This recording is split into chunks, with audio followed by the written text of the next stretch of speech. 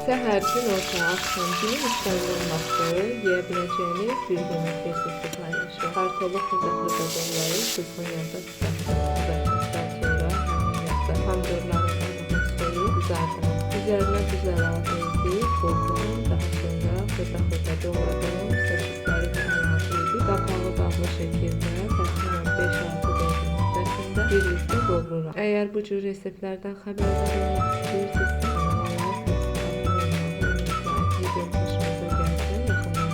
bölüşüb kanala dəstək ola bilərsiniz. Daha sonra qızardılmış kartofları da bu qarışıma əlavə edib qarışdırıram.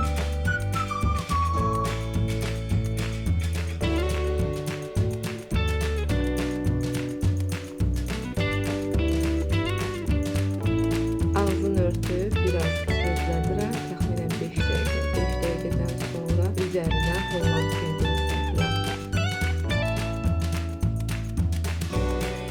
Siz mozzarella pendiri ilə də əvəz edə bilərsiniz. Bu sizin evdə hansı pendirdən var, ondan istifadə edə bilərsiniz. Və budur, yeməğimiz hazırdır. Həqiqətən çox dadlı, çox ləzzətli olur. Siz də hazırlayın. Əminəm ki, bu resept sizin favori yeməklərinizdən olacaq. Uşaqların ən sevdiyi yeməklər silsiləsindən olacağına əminəm.